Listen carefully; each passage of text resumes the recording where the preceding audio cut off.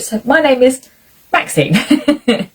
I am the office manager here at Signalong, and to celebrate our 30th birthday we have decided to put on some free basic Signalong workshops for you across our social media. They are brief, they are basic, but they will give you the skills and the methodology to be able to carry on learning how to sign once you've ended today. You will also learn 12 new signs, potentially new to you, potentially might be old ones, but at least the correct way to perform them. So let me just check. Thanks everybody.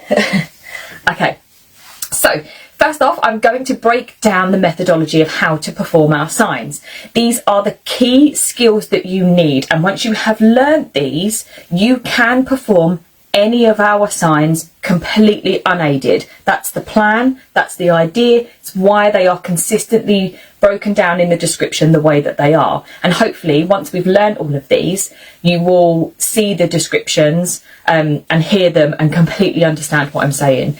If you joined us yesterday on Instagram, you'll know that we will do this for the start of all of our videos, just because if we get new people joining us, it's really handy skills to know, and why not embed them? They are the key skills to unlocking all of our signs. So stick with me and we will go through it. I do have my handy little manual up here as well, so I do apologise if I keep looking that way, but for most of the time I will be performing my signs here with you. Before we get started, you need to work out what is your working hand and your supporting hand. Our signs are set out in this way to keep consistency, and we ask that you, once you have figured out which is your working hand and your supporting hand, you keep that consistency when you are performing your signs going forward. It's to prevent any confusion, and some of our signs look quite similar but they're performed in different ways, so we need to make sure that we are getting the correct sign every time. So we say that your working hand should be, and is most likely to be, your most dominant hand. For me, I am right-handed. It's the hand I write with, it's the hand I reach for things first with. This will be my working hand. Therefore, my supporting hand will be my left hand. Most of our signs and our images are described using a right hand as your working hand and a left hand as your supporting hand, but it doesn't matter. If yours is the other way around, that's fine. You just adapt it for yourself and use your left hand as your working hand and your right hand as your supporting hand, and perform the sign in exactly the same way. We will no longer, things are falling, sorry. We will no longer refer to our hands as left and right. They will be a working hand and a supporting hand, and remember to get yours the right way around for yourself. We have what is called something known as hop to move, and our methodology is broken down using that acronym, in that we have our hand shape, our orientation, our placement, and then that sign potentially can move. Quite fitting with Easter coming up as well. But first I'm going to go through the placement. This is where your signs take place. So we have what is known as a signing window. It takes place from just above your head, out to the sides past your shoulders, and down to your waist. This is because some of our signs can be performed at the top of our signing window, like the sign for sun. Some can be performed at the edges of our signing window, like the sign for big. And some can be performed at the bottom of our signing window, as in trousers. So bear that in mind. Keep it just above your head, just past your shoulders, and down to your waist. I appreciate that the comments might be in the way. If you would like to sweep them across, you can literally just swipe, I think it's to the right, and all the comments will disappear so you can see my full signing window. But do let me know in the comments if you've got any problems with that, and I'll adjust my setup for you. So that's our signing window. Remember to be consistent with your working hand and your supporting hand, and keep your signs visible in your signing window.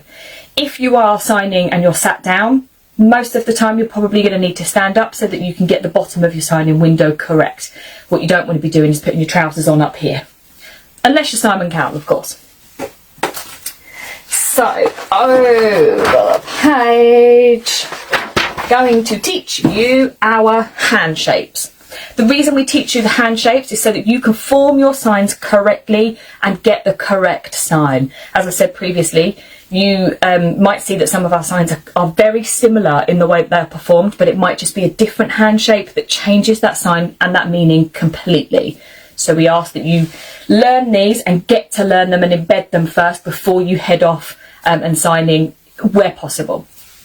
So I'll run through them for you. We have our 16 basic hand shapes, and they are a flat hand. We say that there are no kinks, no curves, and you shouldn't see any gaps between any of my fingers and my thumb. So a nice, firm, flat hand. From there, you can open this all up and stretch it as far as you possibly can that's comfortable, and this is then an open hand. So, open hand. Then we have our clawed hand, and you simply take your fingers and you just claw them in like you're going to scratch. A clawed hand, and you can see it probably better there. Then we have our bent hand, so you take a flat hand again and you just bring those fingers down to a right angle, and that is your bent hand. From there, you can turn this upside down. Imagine you've got a little puddle of water here in your hand and you can't let any of it escape. This is a cupped hand.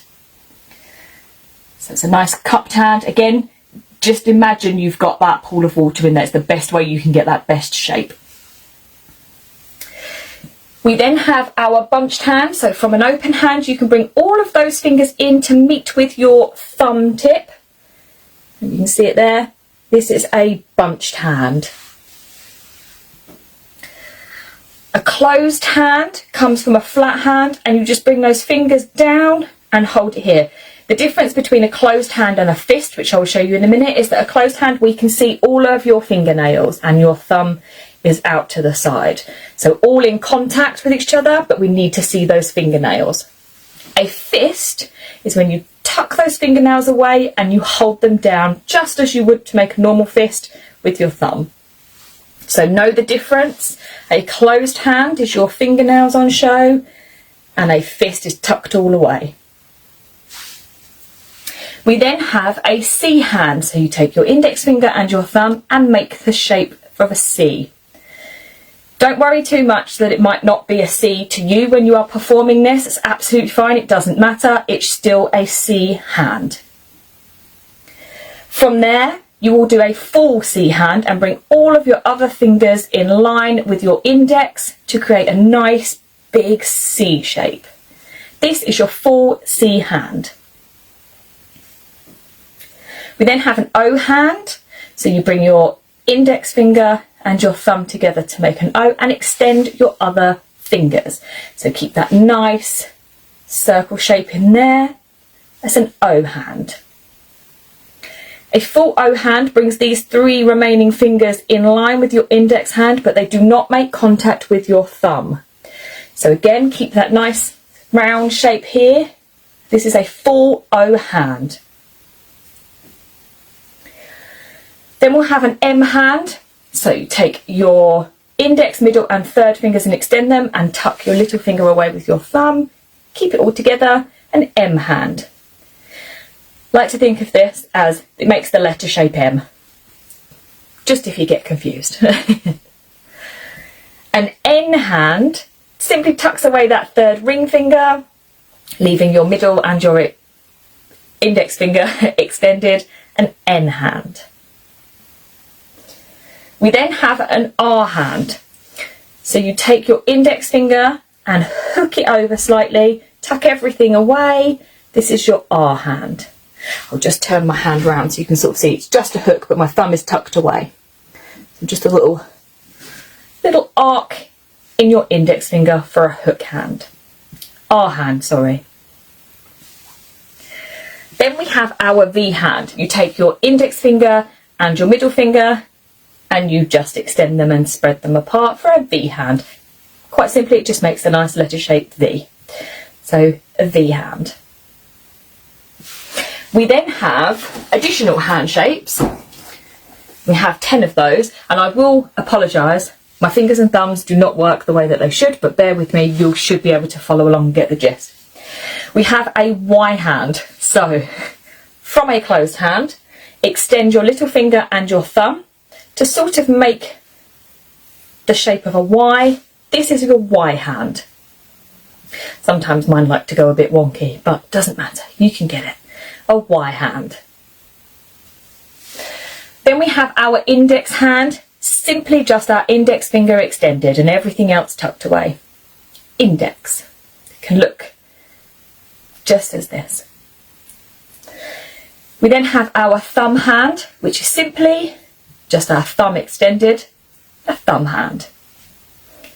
My thumb points off backwards, but can't straighten that, so yep, thumb hand. We then have a little finger hand, exactly as it says on the tin. You just extend your little finger and tuck everything else away. A little finger hand. Slightly more complicated now, an open pinched hand. So you take your index finger and your thumb and you put them parallel together, and this is your open pinched hand. So imagine that you're pinching, just an open pinched hand. Then we have a closed pinched hand, which is simply the same, but closed. A closed pinched hand. They usually go hand in hand together. We then have our parallel bent hand. So you take your bent hand and bring your thumb to be in parallel. A parallel bent hand. That's all your fingers and your thumbs parallel to each other. From then, just extend your fingers up slightly, and this will be your parallel flat hand. You can also come from a flat hand and just bring that thumb out slightly, a parallel flat hand. We then have an L hand, simply our index finger and our thumb extended, an L hand. This can be this way round, it can be this way, it's absolutely fine. We'll get to how the orientation changes, but an L hand. Lastly, we have a tucked hand. You will take your thumb and hook your index finger over your thumb to perform a tucked hand. And I will come in and I'll show you. So it's just your thumb, wrap your index finger around it, and there you have your tucked hand. So they are all of our hand shapes. You will see those through our descriptions in our signs as you go through, and I will read the descriptions out when I'm performing the signs for you in a little while, and hopefully you'll be able to see that there are hand shapes in every single sign that we have. So they are important. We are saving these videos, as we've said, and on Fridays we will re-upload them. These will be at the start of all of our videos, so if you ever get confused and ever want to practice again in your own time, just go right back to the beginning of the videos and it'll all be there for you. Hope everybody's following along still. Next up we have orientation, and this is a combination of palms facing and hands pointing, and this is where your hands are how your hands are held, sorry. So this is another key skill that you must remember and learn to unlock and perform our signs correctly. So palms facing, when we talk about this, we talk about literally just the palm of our hand and where that is facing. This can face in 6 directions, so in, out, up, down, forwards and backwards, and I will show you some examples of those as we go through now. So palms in, so you simply palms in. They are in towards the middle of my signing window. If you remember that frame that we have round us. So palms in, this will be the sign for big. So palms facing in. We have palms facing out. So regardless of the rest of my hand, my palm, to the best of my ability, is facing out towards the edge of my signing window. Like in the sign for ill. So that's out, and sign for ill. Then we have palms up. Quite simply, our palms are facing up to the top of our signing window, like in the sign for today. I completely lost train of thought then. So our palms are facing up, so sign for today. Then we have palms down. So again, simply our palm. Turn my hands over, it's pointing down to the floor, like in the sign for chair. So that's them facing down. Our palm forward, it's facing ahead of myself as the signer and forward towards the person or whoever you're signing to, like in the sign for stop. And then you have palms back, as in the sign for love. And they are facing backwards towards myself.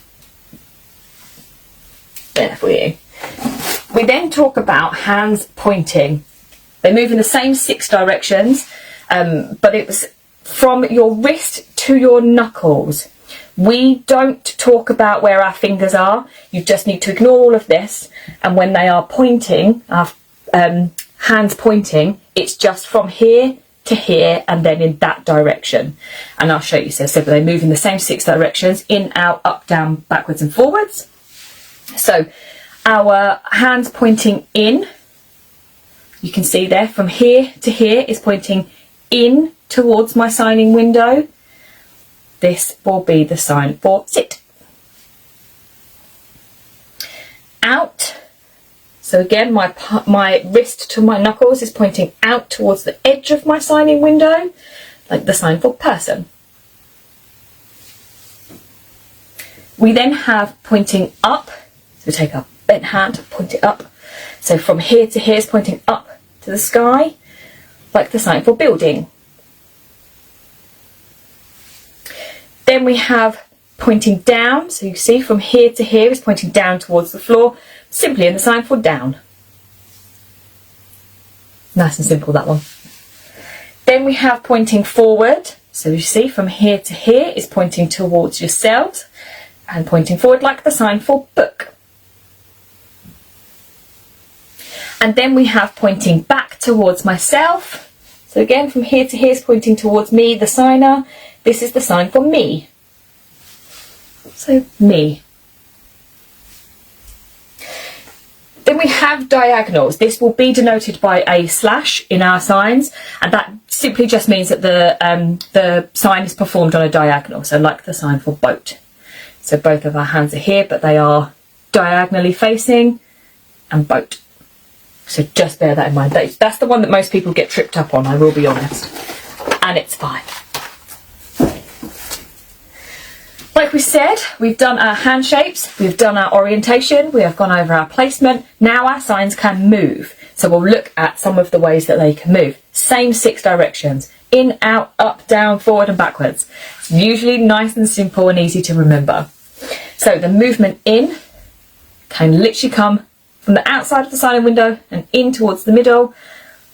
So this is in. It can move out. So out towards the edges, if you kept on going. It can move up. They can move down. They can move forward. So forward, away from yourself. And they can move back as well. So come back towards you. Also then have circling, and some of our signs will circle.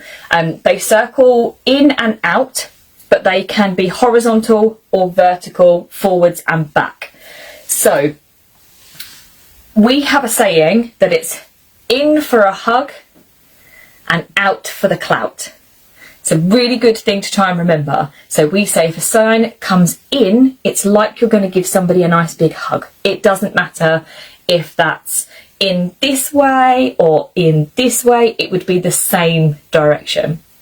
And then I'm sure you can guess it, out for the clout means if you're circling outwards, you're likely to hit someone or something that's near you and clout it. So just remember that. When we say forwards and backwards, it's the same thing. And if you're ever confused, you can change the orientation and perform the sign and you'll see whether it's in or out. But I'll go through that now with you. So circling in on a vertical would look like this, like the sign for park. So it comes out and comes back into the middle of the signing window. To circle out would look like this, as in the sign for where. Circling in vertical would look like this. It's in the sign for school. Circling out would look like this, as in the sign for sun. Forward would look like this, the sign for train. I'll turn sideways so you can see, train. And circling back would look like this, just the sign for wait. We've already gone through one of these, but the formation can then move. And this is where the hand shapes might be two completely different shapes, but they will move together as one. So for instance, the sign for boat. Whilst these look the same, they will be denoted as different because of the fact that they're on a diagonal. So the sign for boat, the whole thing moves together as one. And the sign for horse, so to ride a horse. So you've got a V hand and an N hand, but the whole thing moves together as one. More things to confuse you with because we like that. So then we have our movement symbols. I'm going to hold this up to the screen just because I think this is probably the easiest way I can describe it for you. So we have a straight arrow, which is a continuous movement of our sign. The hand moving backwards and forwards. A broken movement in our sign. So this is like a start, stop, start, stop.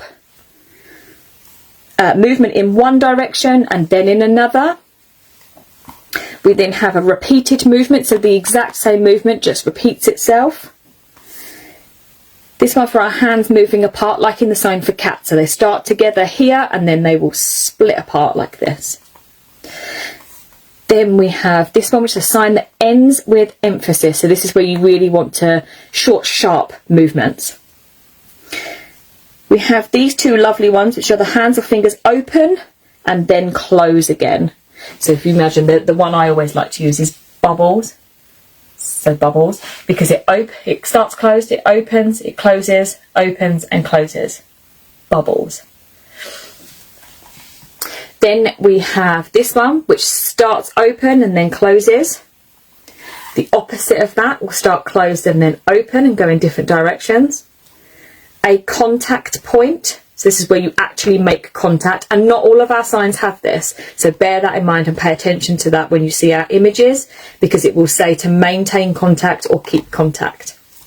And then we have this one, which is our quivering hand. It just shakes ever so slightly. So now that we have gone through all of those, the first sign that we are going to look at today on the home corner poster is house. This is where everybody lives. It's an important one to know.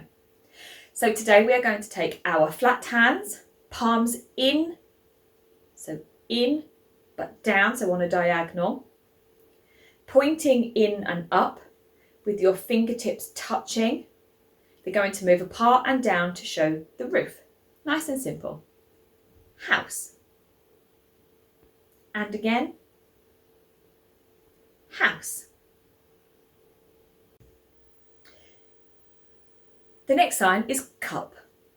So take our working full O hand. Remember, it's only touching on your index and your thumb, but the rest of them are all in line to keep that nice O shape. Working full O hand with little finger extended, palm in, pointing forward and up. Move up to your lips as though drinking. Cup. Remember, this sign doesn't come back down, so this is where it finishes. So you start off here. Cup. Now we have plate, a nice, really simple, basic sign. Your working index makes a small outward circle to show the size of the plate over a flat supporting palm. Note that there is no orientation for these, so these can be held anywhere. So, working index makes outward circle to show size of plate over supporting flat palm. Again, plate. You can have a little plate or a really big plate, but make it appropriate to the plate that you are using. So, plate. Just like with plate, we have bowl. So you're going to take your working cupped hands, palms up, pointing forward, and move up and round to point palms in. Again, this is appropriate to the size of the bowl that you are using. So if you've got a cereal bowl, might be bowl. It could be a mixing bowl, so bowl. Just keep it proportionate to the bowl that you are using, and note that the orientation doesn't change from palm forward, from pointing forward, sorry. Bowl. If we're going to be using our plates and our bowls, we probably need some cutlery as well. So the next one that we are going to learn is fork. We are going to take a working V hand, palm back pointing down, and this is going to make a short, sharp downwards movement. Fork. Again, fork. Now that we've got our fork, we need our knife. So working N hand, palm in, back, pointing forward and in, so on a diagonal. It's going to rest on your supporting N hand, palm in, back, pointing forward, in. Knife. Just nice and simple, the whole sign doesn't move. This is the shape that you are looking for when you're looking at it from above, so from your angle. Knife. And again, just knife. So now that you have your fork and your knife, what happens if you've got something a bit sloppy that they won't pick up? You're going to need a spoon. So N hand, working N hand, palm back pointing in, drops and lifts forwards towards mouth. So again, spoon. One more time, spoon. Next up we have probably one of my favourite signs. It's not my favourite thing to do, but I do like the sign. We have the sign for washing machine. So we are going to take our knuckles of our closed hand. Remember, a closed hand starts from an open hand, comes all the way in, and you can still see your fingernails. This is a fist, this is your closed hand. So knuckles of closed hands rub together in a washing action. Then we're going to take our working index hand, palm in, pointing forward. It's going to move in rapid vertical outward circles, like this. So altogether, that is washing machine. And again, washing machine. Along with our knife, fork, spoon, plate and bowl, you might come across a saucepan in your kitchen and in your home. The sign for saucepan is a supporting closed hand, palm up, pointing in, mimes holding the saucepan handle. Then take your working flat hand, palm down, pointing forward and held in front to indicate the lid. I'll turn sideways so you can see this. So, saucepan. And from the other side, saucepan. And that's it. No movement whatsoever, just holding your handle and your lid. Saucepan. Now we're going to learn the sign for cooker. So we're going to take our working loosely bunched hand, palm forward down, pointing forward up, so on a diagonal like this. It's going to twist a palm forward up to mime turning the cooker knob. And again, it's directional. So your cooker might be up here, it might be down here. But cooker. Again, cooker. Whenever we're at home, we might make a bit of a mess of our hands, or just a mess of all of the pots and pans and things in the house. So we'll head towards the sink. So the sign for sink is loosely bunched hands, mime turning the taps on and off. Nice and simple. Sink. And again, sink. Next, for all those adults out there, let's be honest, we're going to need a tea and coffee at some point. So we'll head towards the kettle. The sign for kettle can be performed in two different ways depending on the type of kettle that you have. So the traditional style kettle would be a working closed hand, palm down pointing forward, and will move in a small outward arc. Kettle. So like the style that you used to put on the hob, the really good ones that whistle. Kettle. Alternatively, for today's more modern style jug kettles, you would use your working closed hand, palm in, pointing forward and moving a small outward arc. So instead of this, it would be this and kettle. Again, kettle. Just use the sign that best suits the kettle that you have in your home. And that's all of the signs today on our home corner poster, things that you will often find and use around your home. We also have a Home Corner 2 poster which has more signs on it that you can find in and around your home too. So have a look on the website at our shop and you'll be able to have a brief little idea of the types of signs that are on that one too.